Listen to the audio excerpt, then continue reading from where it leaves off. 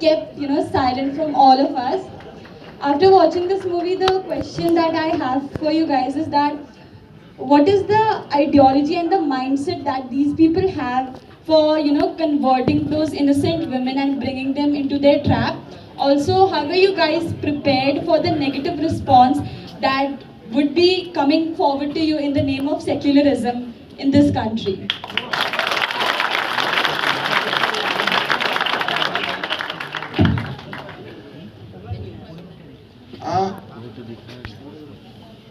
सच्चाई की एक बड़ा अच्छी चीज होती है, वो है सच्चाई को ना आपको याद रखना पड़ता है, ना ही उसके लिए कोई आइडियोलॉजी की जरूरत होता है। सच्चाई सच्चाई होती है।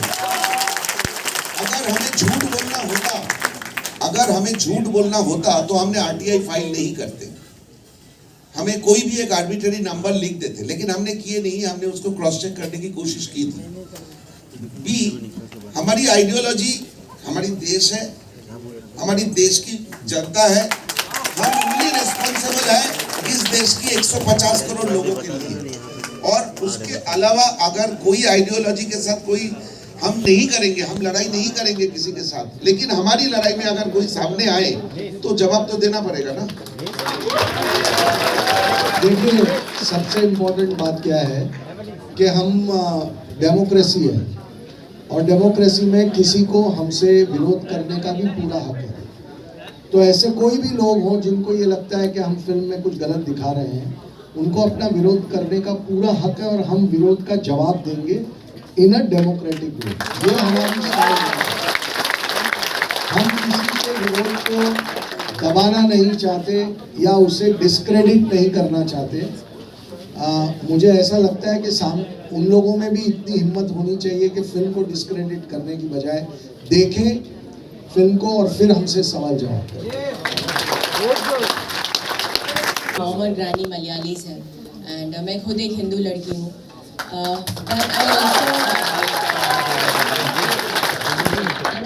Proud Hindu girl at home.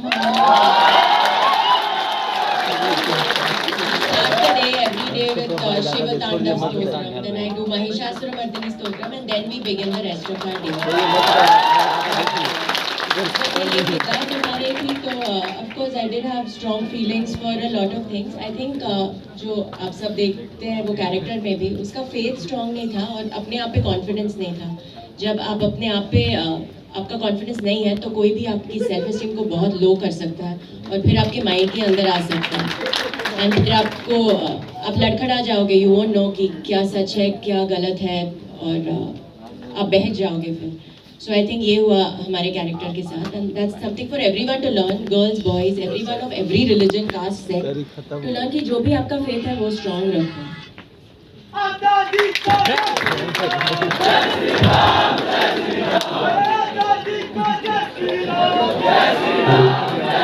सवाल है कि एक फिल्म इंडस्ट्री का एक पूरा वो घड़ा है जो एक पूरे अलग डायरेक्शन में चल रहा है, उस सबसे अलग हटके एक इस सच्चाई को बाहर लाने का इंस्पिरेशन आपको कहाँ से है? ये सवाल का जवाब बिल्कुल जी अच्छा दे सकते हैं, क्योंकि एज अ फिल्म मेकर मैं तो दुनिया भर में सब्जेक्ट ढूंढता रहता हूँ। मेरा काम है, उसके लिए थोड़ा बहुत पैसे की जरूरत है, उतना काम मैं कर लेता हूँ, तो थोड़ा पैसा आ जाता है तो चला जाता हूँ सब्जेक्ट ढूंढने। लेकिन ये फिल्म बनाने की हिम्मत जो बोलते हैं ना, क्योंकि इंडस्ट्री में इस तरह की फिल्म बहुत कम आते हैं, वो हिम्मत विपुल जी ने दिखाए और इस सब्जेक्ट के ऊपर बिलीव किए। और आज हमें लगता है कि हमने अच्छे फिल्म बनाया, लेकिन कुछ लोगों को लगता नहीं है, तो वो लोग कोर्ट पहुंच गए फिल्म को बैन करने के लिए।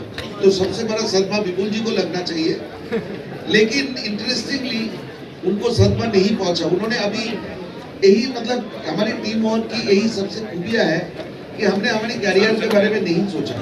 हमें मालूम है हम केरला कभी नहीं जा पाएंगे, हमें मालूम है बहुत कुछ नहीं कर पाएंगे, लेकिन हम जाएंगे।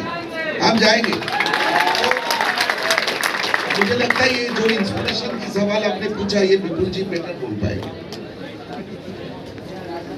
देखिए, कुछ सच ऐसे होते हैं कि जिसको दिखाना हमारा फर्ज भी बन जाता है ना? अगर हर चीज़ हम कमर्शियल और करियर के तराजू से तोलेंगे तो कोई बहुत बड़ी बात ज़िंदगी में शायद मिस हो जाएगी और फिर बहुत अफसोस होगा। कि ये क्यों नहीं किया। आज मुझे मालूम है कि कितने लोग जो दादा के साथ पहले ये फिल्म जब दादा किसी और के पास भी गए होंगे, या मुझे भी बहुत सारे लोगों ने बोला कि ये फिल्म बनाना तुम्हारी गलती है, मत करो। आज वो लोग बोल रहे हैं कि यार हमको इस फिल्म में कैसे जोड़ सकते हैं। तो ये मुझे लगता है कि बहुत इम्पोर्टेंट बात है, और मैं ऐसा मानता हूँ कि ये सब्जेक्ट जब मेरे पास आया तो मुझे ये लगा कि ये मेरा फ़र्ज़ है कि मैं ये सब्जेक्ट बहुत ही अच्छे तरीके से बना के लोगों तक ले जाऊँ, और वही कोशिश हमने की है। और आप लोगों को अगर ये फिल्म जिस तरीके से पसंद आ रही है या आई है तो वो हमारे लिए एक बहुत बड़ा सेटिस्फैक्शन है, क्योंकि यही हम चाहते थे कि आज के यंगस्टर्स आप लोग इस फिल्म को समझें और इस सब्जेक्ट को आप देश के सामने पेश करें। That is what